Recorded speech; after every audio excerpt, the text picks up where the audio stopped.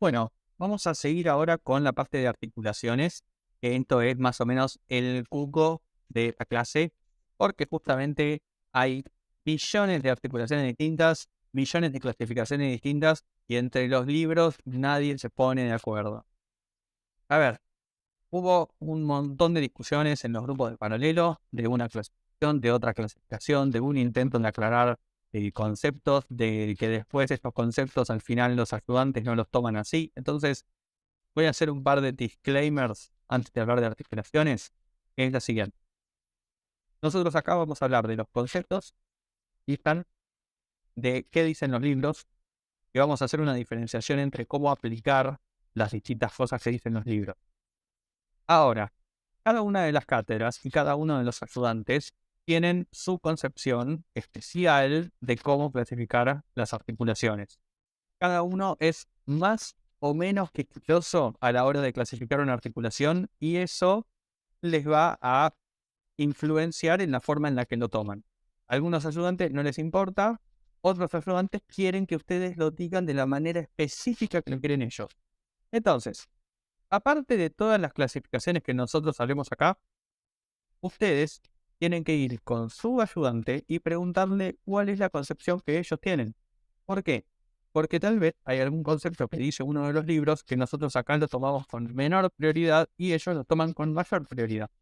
El tema es, no se puede dar una sola explicación que sirva para todas las cátedras y tampoco se puede estar investigando en cada una de las mesas que están diciendo, porque hasta nos ha pasado que nos traían desde la misma clase, desde los distintos turnos de la misma cátedra, distintas concepciones. Entonces, ustedes, después de ver todo esto, vayan a sus ayudantes y pregúntenles qué opinan, ¿bien? O cuál es la manera que tienen para tomar. ¿Por qué yo hago todo esto? Porque justamente si ustedes saben el concepto básico, saben cómo se articulan los distintos conceptos o las distintas categorías de clasificaciones, entonces si algo cambia en alguna de ellas, es para ustedes mucho más fácil asimilarla. Si el planta le dice, no, mira, yo tomo esto, esto y esto, entonces ustedes ya pueden agarrar eso conociendo los conceptos básicos y pueden decir, ah, bueno, por eso él toma esto. Así que acá les dejo un pre-concepto de todo el tema de las articulaciones. Esto obviamente lo tomo para que ustedes no se asusten con todo este quilombito, justamente porque no nos hace falta asustarnos cuando vemos un cuadro muy grande. Entonces, vamos a empezar a clasificar las articulaciones y vamos a hablar de todos los criterios que ustedes tienen que usar. Y acá tenemos los 6 criterios puestos sobre la mesa. Primero, cada vez que clasificamos una sola articulación, tenemos que hablar sobre estos criterios. Y tenemos que hablar en un orden determinado. ¿Por qué? Porque el razonamiento lógico que nosotros hacemos en base a estas preguntas son lo que nos va dando las respuestas y lo que nos ayuda a clasificarlo más completo o menos completo.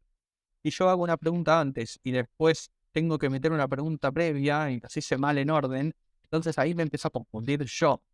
Por eso, lo que ustedes tienen que pensar es en qué orden yo tendría que hacer estas preguntas y qué es lo que estamos considerando.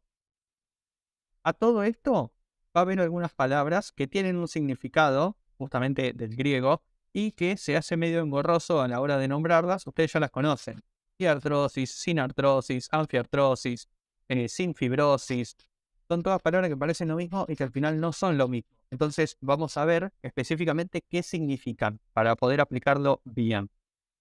Así que vamos de lleno con la parte de la movilidad y el tejido interpuesto.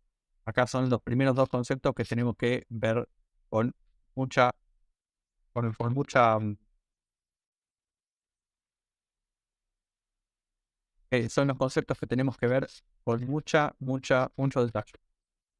Entonces, primero, vamos a hablar de una parte importante que es el griego, el latín en realidad, que es de donde empiezan a surgir todos los nombres de las articulaciones. Acá yo quiero hacer un espacio que es justamente este tema que yo voy a hablar ahora, este tema de definición, lo digo específicamente para que vos entiendas qué es lo que estamos queriendo decir. Ahora vas a ver que en los libros la concepción de todo esto pasa por otro lado completamente distinto. Entonces esta definición no se va a condecir con lo que dicen los libros, sino que va a tener una lógica para que digan los libros una siguiente cosa. Entonces, acá tenéis todos estos nombres en latín. Por ejemplo, sin significa unión, di significa espacio, artro significa articulación y sis es proceso, es una parte para completar la palabra. De acá surgen sin es unión y artro es articulación, entonces sinartrosis es un proceso de articulación unida y diartrosis es una articulación con un espacio. Fíjate que acá tenemos las dos palabras puestas.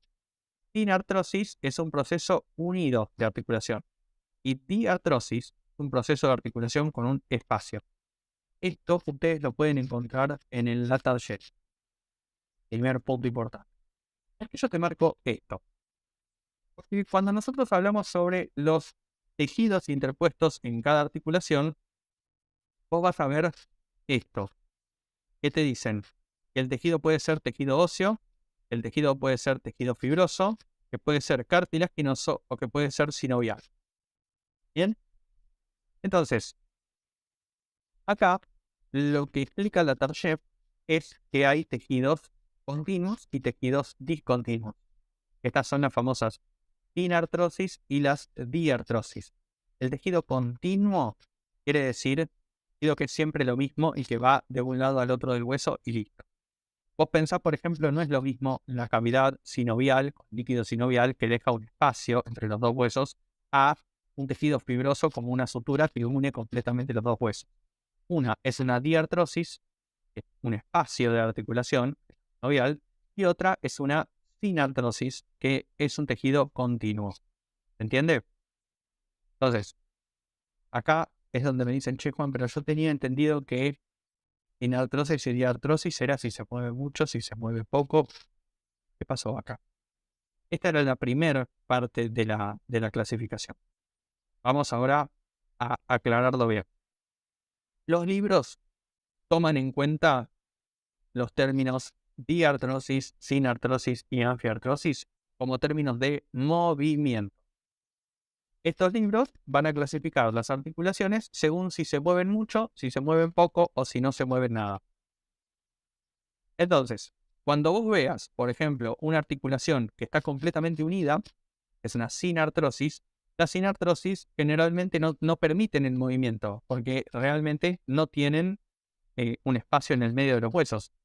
Entonces, por eso, las sinartrosis son las famosas articulaciones inmóviles y a la vez en la TANCE pueden encontrar que son las articulaciones de tejido continuo. Y por el otro lado, las diartrosis son todas las articulaciones que tienen un espacio y que permiten mucho movimiento. Por eso son las diartrosis. Por ejemplo, las articulaciones sinoviales. De acá viene que cada vez que nosotros decimos diartrosis, estamos diciendo sinovial diartrosis. Entonces, ahora que ya hicimos toda esta introducción, vamos con los criterios de articulaciones. Los primeros criterios, de nuevo, son los de movilidad. Nosotros vamos a clasificar la articulación según si tiene mucho movimiento, poco o nada de movimiento. Este es el famoso sinartrosis, anfiartrosis y diartrosis. Punto. Ustedes tomen siempre estos conceptos como conceptos de movilidad. ¿Bien? Ahora vamos a pasar a los tejidos. Una vez que nosotros vimos cuánto se mueve la articulación, vemos qué tejido tiene. Y en este caso, ahora sí empiezan los temas importantes. Ustedes van a ver que aparecen siempre 4 tejidos, que son el tejido óseo, o también llamado la sinostosis, el tejido fibroso, son las sinfibrosis, y el tejido cartilaginoso y el sinovial. Entonces, de acá ustedes empiezan a decir, por ejemplo, que todas las articulaciones sinoviales son cartilosis, etcétera, etcétera. Son conceptos completamente separados, el movimiento del tejido interpuesto. Yo lo que les expliqué recién fue la etimología de la palabra. ¿Por qué decimos sinartrosis? ¿Qué significa decir sinartrosis? Y bueno, es un tejido continuo, que no se mueve. ¿Cuáles son tejidos continuos? Y las óseas son tejido continuo. Las fibrosas son tejido continuo. Y acá las cartilaginosas son las que ponen un poco en juego y ponen un poco en duda todas estas clasificaciones.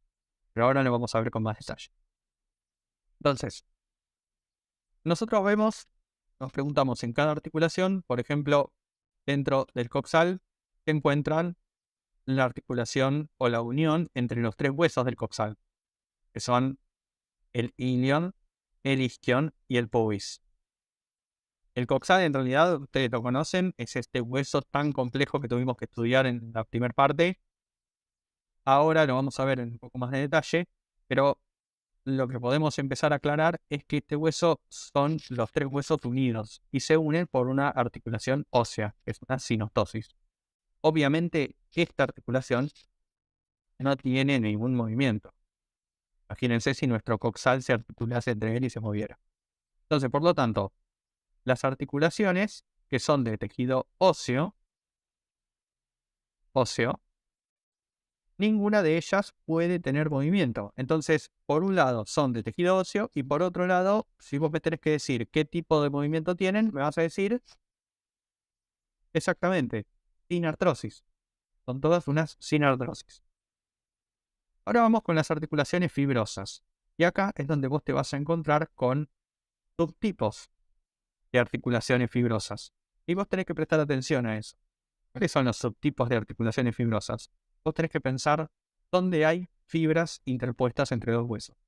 Estas fibras pueden ser, por ejemplo, las suturas del cráneo, que estamos viendo acá. Por ejemplo, la articulación entre los dientes y los alveolos dentarios de la mandíbula, se llaman gónfosis. Tienen unas fibras colágenas que también se unen. Y, por ejemplo, algunos huesos están unidos por ligamentos a distancia. Por ejemplo, los ligamentos que tienen la escápula. ¿Te acordás del ligamento trapezoideo y conoideo? Bueno, ahí tenemos un ligamento que une huesos y que forma un tipo de articulación fibrosa. Y acá las tenemos, por ejemplo. Fíjate que están las articulaciones óseas, por un lado, son solo la sinostosis. Otro ejemplo que tenés para marcar. Y después acá aparecen todas las articulaciones fibrosas y son las que nosotros podemos ver justamente todas las suturas, que de todas las suturas hay distintos tipos. Y a su vez, las gónfosis que te acabo de nombrar, entre la raíz del diente y el alveolo dentario. Y después aparecen, por ejemplo, estos ligamentos, que son los ligamentos de la escápula, por ejemplo, entre el acromion y la apófisis coracoides, que se llaman ligamentos de sindesmosis. Y otros que son la membrana interósea, por ejemplo, entre el radio y el cúbito, entre la tibia y la fíbula. ¿Qué voy con esto? Vos te vas a encontrar con todos los tejidos y cada tejido tiene subtipos. Son todos ligamentos, son todas fibras, pero bueno, como son distintas configuración de fibras, entonces le ponemos nombres distintos. Este punto es importante. Pensá, las gónfosis son de tipo inartrosis, anfiartrosis o diartrosis. O sea, tus dientes están en completo movimiento. No, tienen prácticamente nulo movimiento.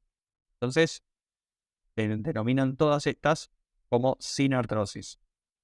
Las suturas, ¿tienen movimiento? No, no tienen un pomo de movimiento. Entonces también son sinartrosis. La sindesmosis y la membrana interósea, ¿tienen movimiento? Y algunos te van a discutir que tienen un poquitito de movimiento, pero la verdad es que las clasificamos a todas como sinartrosis, porque no tienen un movimiento claro, que nosotros digamos. Así que por ese lado, las articulaciones de tipo óseo y de tipo fibroso son todas articulaciones que no se mueven. Ahora pasemos a las cartilaginosas. Esperame un segundito que tenemos que poner las cartilaginosas. Acá están. Las cartilaginosas también tienen una subdivisión. Y esta subdivisión es importante. La vamos a ver acá. Dentro de las articulaciones cartilaginosas, que acá viene el gran problemón, encontramos varios tipos de articulaciones, varios tipos de cartílagos. Por un lado están las sincondrosis, se le dice sincondrosis a los cartílagos interpuestos, por ejemplo, entre las costillas y el esternón. Es un cartílago de un subtipo, cartílago hialino. Después están los cartílagos epifisarios, que justamente vos habías visto cuando veíamos los huesos largos, con el cartílago de crecimiento. Y por último están los sínfisis, que son los famosos fibrocartílagos. primero, las sínfisis pueden producir mucha confusión, porque vos decís, che, pero para fibrocartílago, entonces, ¿qué tiene? ¿Tiene fibras o tiene cartílago? ¿O son las dos? ¿Qué es? ¿Es fibrosa o no? No. Las sínfisis son un fibrocartílago que se considera igual que una articulación cartilaginosa. Y acá viene el problemita. De estas, nosotros nos tenemos que poner a pensar cuál de todas estas se mueve y cuál no. Entonces, por ejemplo, todas estas son de tejido continuo, pero en el caso de la sincondrosis, están en el esternón y las costillas, esto no tiene movimiento. Así que estas articulaciones son todas sin artrosis. Ahora, las del cartílago epifisario, y pensá vos si los movimientos del húmero se realizan entre la epífisis y la diáfisis. No cabe en la cabeza que haya un movimiento ahí. Entonces, estas también son sin artrosis. ¿Y qué pasa con la sínfisis? ¿Qué pasa con los fibrocartílagos? A ver, por ejemplo, sínfisis pubiana, por ejemplo, los cartílagos intervertebrales o discos intervertebrales. Estas son tipo sínfisis y tienen un poquito de movimiento. Como tienen este poquito de movimiento, a estas sínfisis son las que nosotros siempre vamos a denominar como anfiartrosis. Así que acá vamos a escribir anfiartrosis.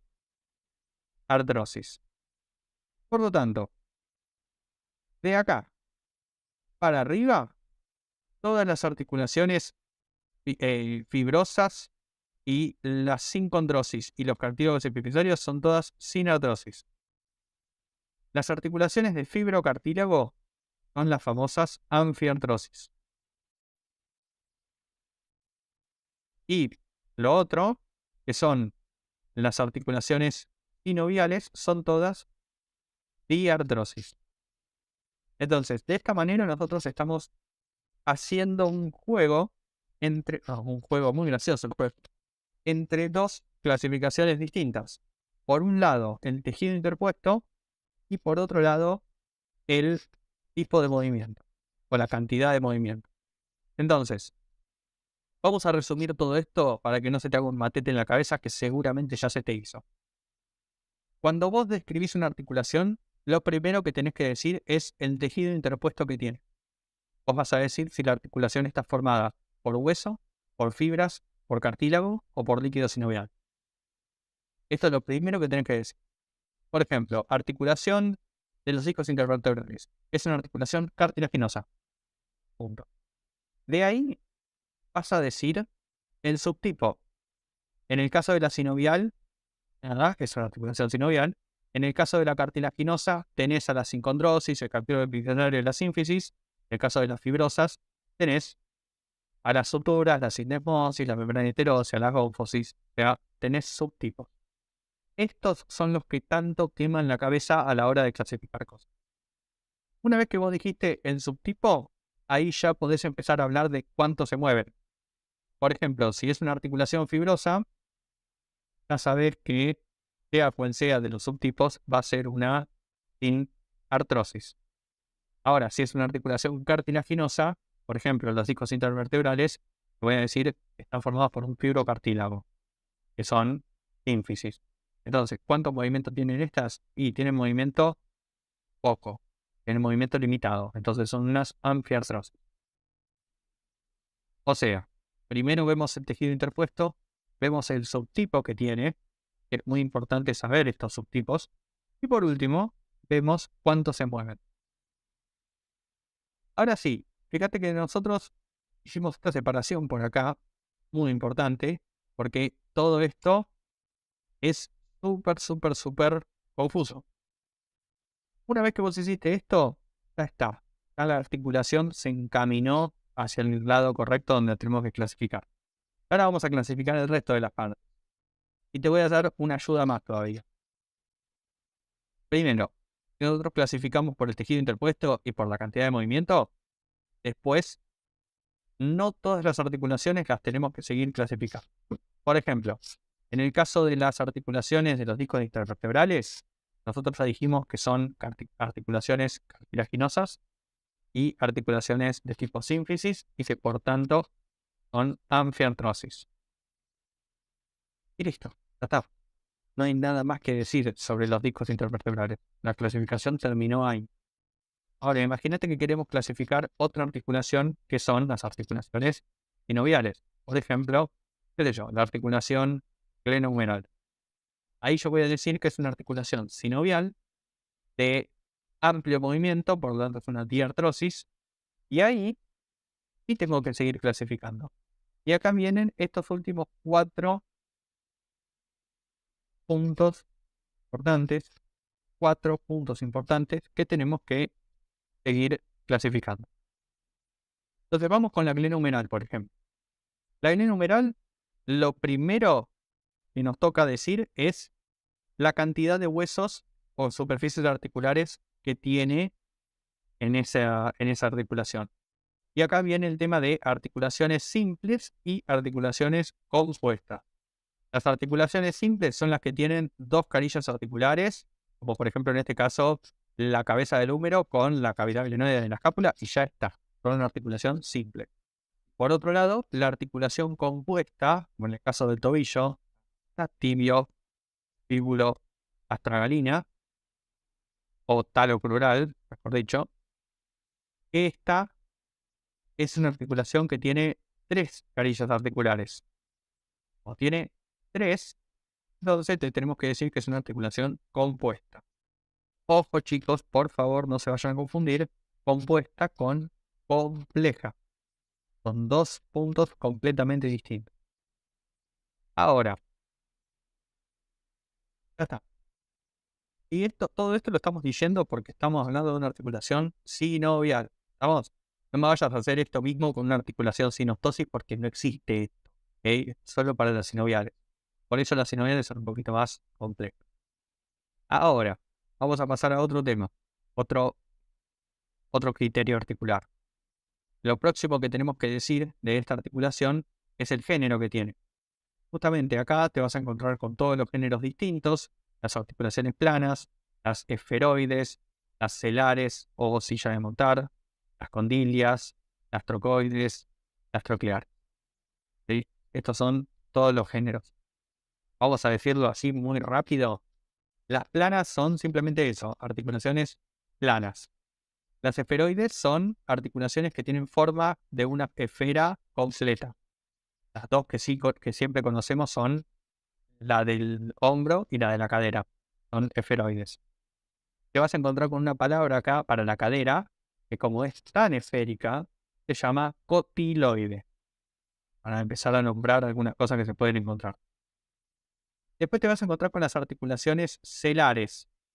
Celar es lo mismo que silla de montar y que encaje recíproco. Esto son como 2 papas Pringles, una puesta arriba de la otra. Ahora vamos a ver más ejemplos. Después vamos a hablar de las articulaciones trocleares y trocoides, que son interesantes porque son 2 cilindros. Un cilindro adentro de otro. Lo que pasa es que las trocleares están puestas en el eje transversal, hacen este movimiento, y las cilíndricas están puestas en el eje vertical, entonces hacen este movimiento. En realidad son 2 cilindros completamente iguales. Por ejemplo, mi codo es una troclear porque está dispuesta en sentido horizontal, y la articulación del diente del axis con el atlas es una articulación trocoide, está puesta en el eje vertical. Entonces yo hago este tipo de movimiento de rotación. Y por último, la condilia es una forma de pelota de rugby, o sea, es una elipse, un óvalo. Imagínate meter un óvalo adentro de una ensaladera ovalada, por ejemplo. Yo quiero que ustedes visualicen esto para después visualizar cuáles son los movimientos que puede o no puede hacer. Ahora, tomando esto, ustedes después se pueden encontrar con las condilias, con las bicondilias, con las doble condilias, con la cuádruple, quíntuple condilia, o sea, con todo. Esto va dependiendo de cada uno de los huesos, de cada uno de los libros que ustedes quieran leer. Así que, por ahora, las básicas que ustedes tienen que acordar son estas: plana, esferoide, celar, troclear, trocoide y condilia. Se pueden encontrar con más nombrecitos que todos los tenemos dispuestos en el archivo de preguntas. Así que Quédense tranquilos con eso. Por ejemplo, articulación glenohumeral entre la cavidad glenoide y el húmero es una articulación de tipo esferoide. Listo. Ahora, articulación del tobillo, la talocrural, es una articulación de tipo troclear. Fíjense que acá hay un cilindro. Está dispuesto en el eje horizontal. Entonces, troclear. Bien. Y ahora vamos a pasar a este punto tan importante que mucha gente se hace un matete en la cabeza con los ejes de movimiento. Y acá quiero que analicemos a un amigo que tengo yo. Primero, nosotros cuando clasificamos una articulación sinovial y vemos el género, es importante saber el género para poder analizar cómo se mueve este género. ¿Eh? Este género nos va a implicar el siguiente criterio. ¿Por qué? Pensemos, por ejemplo, en la articulación esferoide. ¿Bien? Imagínate una articulación esferoide puede moverse en determinados planos y determinados ejes. Y acá yo vuelvo a traer la palabra que dijimos en las primeras clases, que eran cómo nosotros analizamos planimétricamente a un movimiento. Acá es donde eso se pone en juego.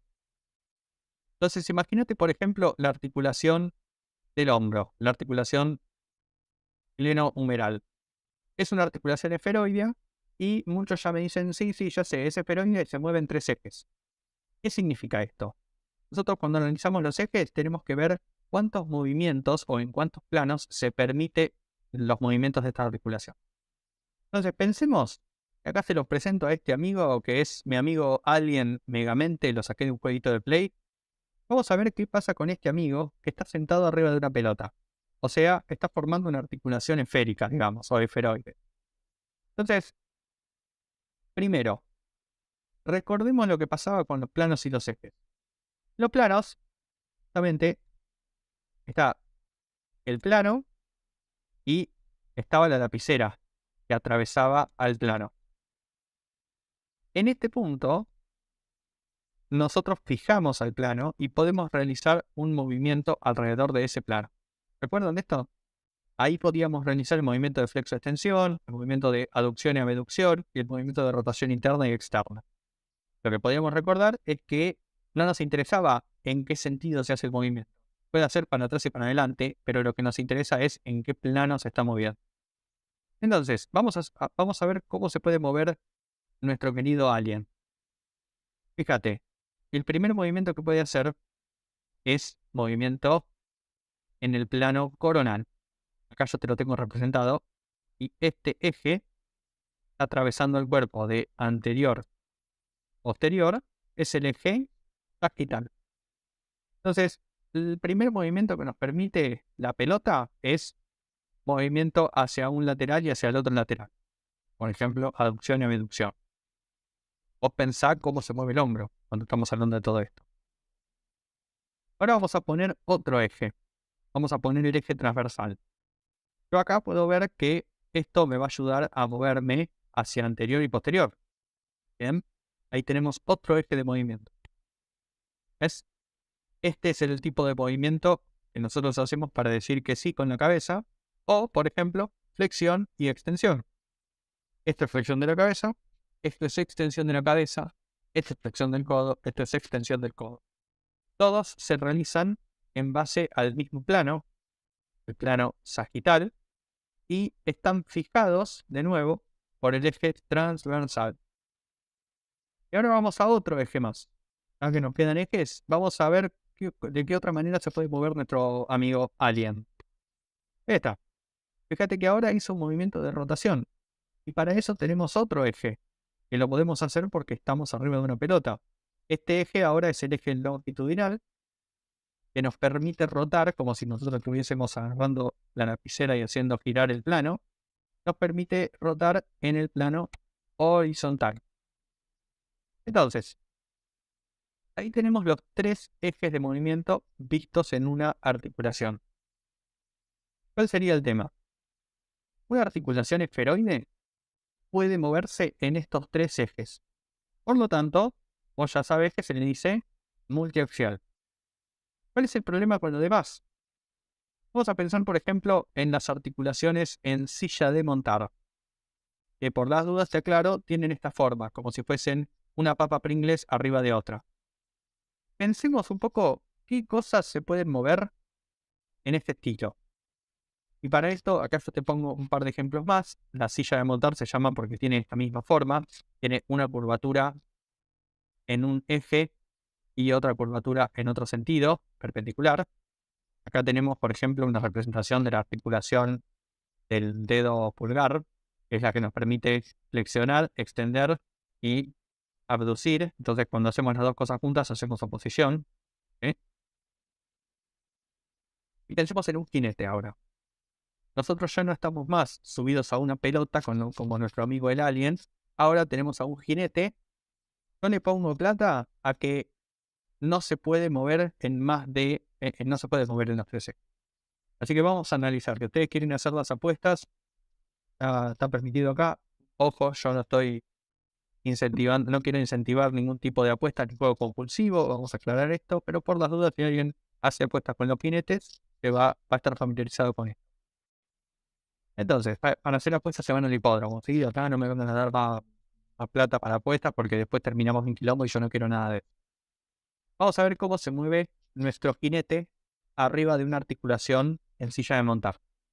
¿Qué puede hacer el jinete? Y, en primer lugar, se puede ir para atrás y se puede ir para adelante. ¿Sí? Va a hacer movimiento para atrás y para adelante. Esos son los movimientos que puede hacer. Eso es un eje de movimiento o un plano de movimiento. ¿Y qué otra cosa puede hacer el jinete? Y el jinete también se puede caer de costado. O sea, ahí tenemos otro eje de movimiento. ¿Sí? Que ahora es justamente longitudinal al caballo, pero no nos interesa. Así que ahí tenemos 2 ejes de movimiento o 2 planos de movimiento. ¿Qué nos faltaba para completar los 3 ejes de movimiento? En este caso habíamos dicho que puede hacer para un costado y para el otro, como el jinete, para adelante y para atrás, como el jinete, y lo que nos faltaría sería rotar para completar el tercer eje de movimiento en la articulación del jinete, o sea, en la articulación celar. Ahora, pensá una cosa, ¿el jinete puede girar arriba del caballo sin que el caballo se mueva? ¿O tenemos que salir completamente del caballo y desmontarnos del caballo? O sea, la mecánica de este género nos permite cierta cantidad de movimientos y otra cantidad de movimientos no los permite. Por ejemplo, no podemos hacer rotación. Por eso, esta articulación que no permite tanto hacer el movimiento es la articulación biaxial. Biaxial. ¿Ven? Porque no permite rotación. Y así va a pasar con cada una de las articulaciones. Vos pensás, por ejemplo, como habíamos dicho, imagínate poner una bola de rugby, una pelota de rugby ovalada, adentro de un bowl ovalado de ensalada. ¿Qué pasa con esto? La pelota puede girar de esta manera, en sentido longitudinal, puede balancearse adentro del bowl, pero no puede rotar adentro del bowl. Lo mismo que le está pasando al jinete. Entonces, la articulación condilia también es una articulación biaxial. Las articulaciones cilíndricas son solamente un cilindro dentro de otro, que solamente pueden hacer un movimiento en un eje y listo. Ya está. No pueden hacer esto. Imagínate tratar de que un cilindro adentro de otro hagan un movimiento de rotación. No se puede.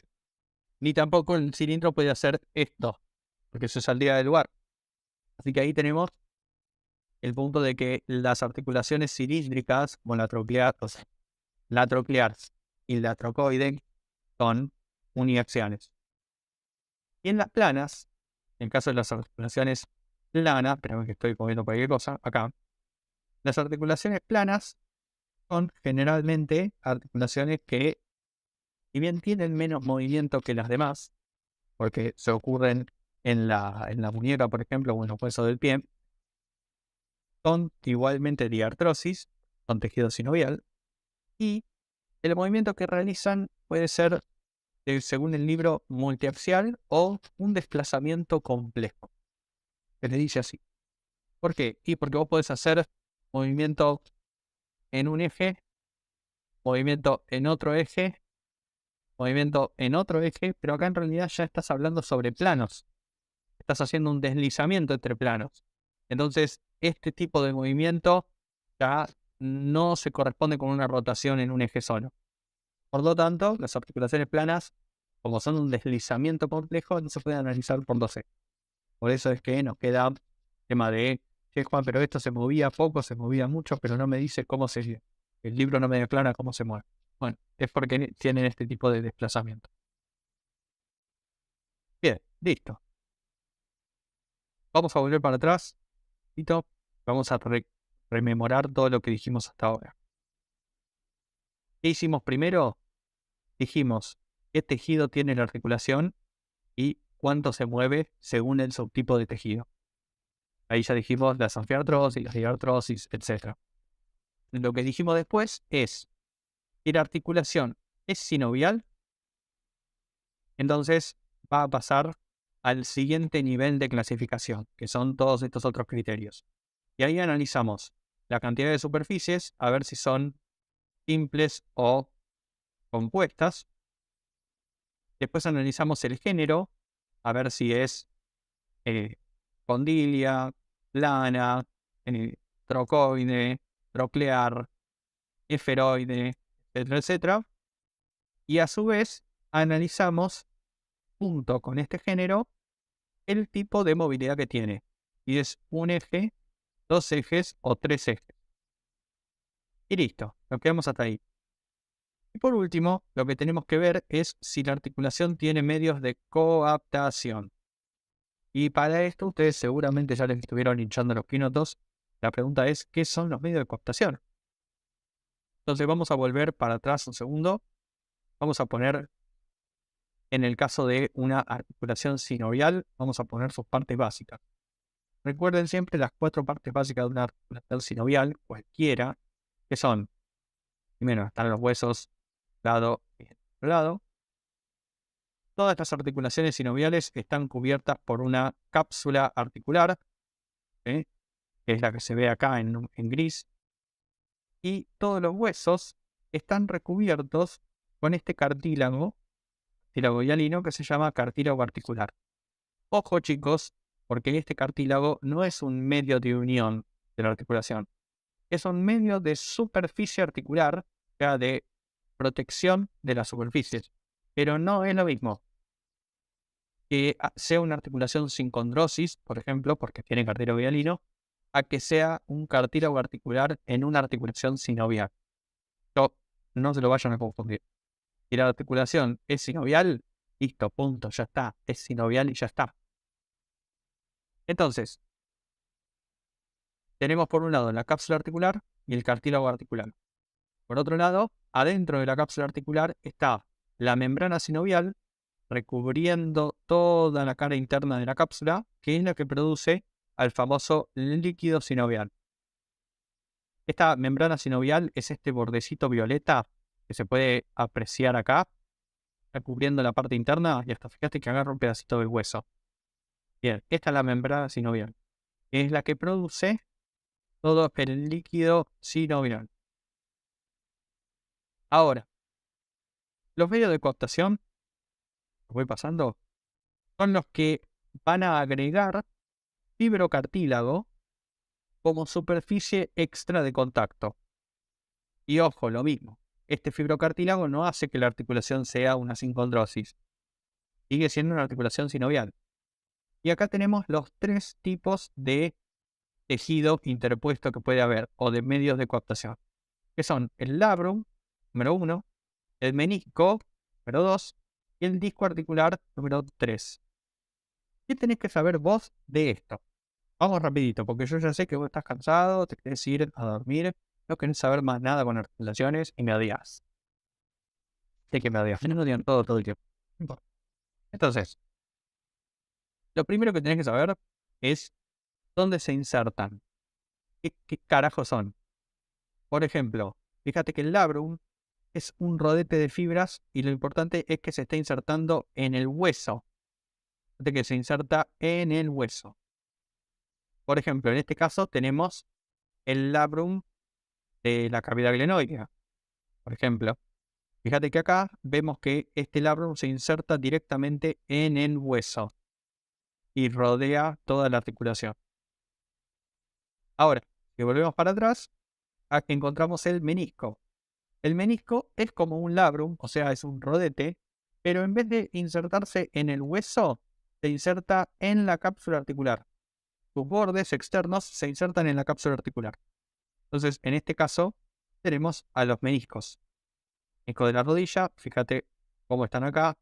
Se nota que están levantados de la carilla articular, porque estos se insertan en la cápsula articular, no se insertan en la carilla del hueso. Y fíjate que acá se pueden ver un menisco en un lateral y el otro menisco rodeando la otra cara de la rodilla, y del platillo tibial.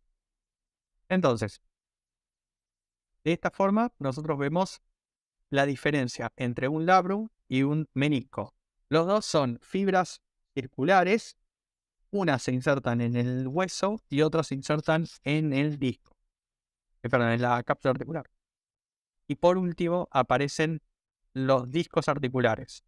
Los discos articulares yo te voy a mostrar rápidamente. Este, por ejemplo, vos todavía no lo llegaste a ver. En el cráneo está la articulación de la mandíbula. Fíjate que este es el hueso temporal. Esta es la mandíbula. Y acá en el medio se ve una fibrita que es el disco articular de esta región. Si te lo muestro por acá, lo mismo. Acá se ve el temporal. Acá se ve el cóndilo de la mandíbula. Y en el medio, o sea, esto es el disco articular. ¿De qué nos sirve esto? Esto es una capa de disco, es una placa de fibras que se interpone completamente. Sería como un menisco, solamente que en vez de estar alrededor, cubre todo. Es una plancha de fibras. Y acá viene el último punto importante y con esto terminamos la clasificación de articulación. ¿Qué vamos a decir? Primero y principal. Vos tenés que decir si la articulación tiene o no tiene un disco articular. En el caso de si tiene, tenés que avisar si es un labrum, si es un menisco o si es un disco.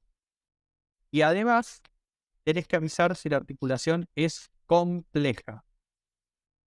Compleja. Compleja. Ahí está, yo también estoy cansado, ya no sé ni cómo escribir. ¿Y cuál es el término? ¿Qué significa una articulación compleja? Y algunos me dicen, sí, que tenía más de 2 carillas articulares. No, eso era compuesta. No es lo mismo compuesta que compleja. Una articulación compleja es aquella que está compartimentalizada.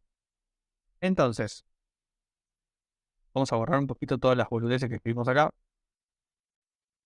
El rodete es un medio de coaptación, labrum, es un medio de coaptación, pero que no modifica la cápsula articular. Se inserta en el hueso y listo. Lo único que hace es fijar, o sea, ayudar a que los huesos se encajen mejor por un reborde y listo. Ahora, el menisco y el disco articular, además de aumentar las superficies, lo que hacen es generar compartimentos adentro de la misma articulación. El disco articular hace que una sola articulación se transforme en 2 cavidades distintas. Ojo, sigue siendo la misma articulación. En el caso del menisco, lo mismo. Termina haciendo que haya 2 cápsulas articulares con poca comunicación. Entonces, al estar así, nosotros decimos que las cavidades que están compartimentalizadas son complejas. En cambio, el labrum es un medio de coaptación, pero no es una articulación compleja. O sea, sería como medio de coaptación se divide en 2 niveles, por ejemplo. El nivel 1, el más básico, es el labrum.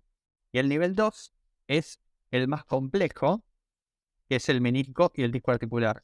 Por eso se les dice menisco y disco articular, articulaciones complejas, porque compartimentalizan la capa. Entonces, por ejemplo, Cuando nosotros hablamos sobre la articulación del hombro, vamos a ir a la articulación glenohumeral. Primero, vamos a empezar diciendo que es una articulación sinovial y que, según su grado de movilidad, es una diartrosis. Listo, joya, eso ya se entendió. Después, vamos a ver cuántos huesos están en la superficie articular, y vamos a decir que es una articulación simple. Y después vamos a hablar sobre qué género tiene la articulación. Y ya sabemos que tiene forma de esfera. Y por último, sabiendo que es una esfera, tiene 3 ejes de movimiento y a su vez vemos si tiene o no un medio de cooptación. Hay mucha gente que me dice, che Juan, pero el libro me dice si tiene o no, ¿cómo me entero de esto? Yo no puedo ver así nomás. Esto hay que ir a buscarlo en el libro. Cuando vos agarras el libro, no quema el libro, tenés que ir a buscar a ver si hay algún tipo de superficie de cooptación. Entonces, en este caso, nosotros encontramos un labrum. Por lo tanto, ¿tiene medio de cooptación? Sí, tiene un labrum, o rodete, como le quieras decir. Pero te hago otra pregunta. ¿Esta articulación es compleja? Poner así, ¿compleja? No, no es compleja. ¿Por qué? Porque aunque tenga medio de cooptación, este medio de cooptación no compartimentaliza la cápsula, porque era labrum.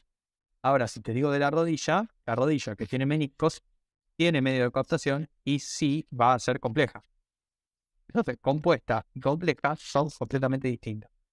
Por ejemplo, en este caso, la articulación glenohumeral no es ni compuesta, porque no tiene más de 2 huesos, ni es compleja porque no está compartimentalizada. Otra articulación distinta, la articulación del codo, es una articulación compuesta porque tiene varias carillas articulares, varios huesos, más de 2, pero no es compleja porque no tiene ningún medio de cooptación. Ahora, la articulación de la rodilla es compleja porque tiene más de 2 huesos, porque está la rótula, la tibia y el fémur, y es compleja porque tiene meniscos. ¿Se entiende cómo van jugando estos conceptos? Así que con esta explicación, nosotros terminamos de ver completamente cómo se clasifican las articulaciones. Y en la próxima clase del miembro superior ya arrancamos a ver todas las articulaciones que tiene el miembro superior. Chau, chau.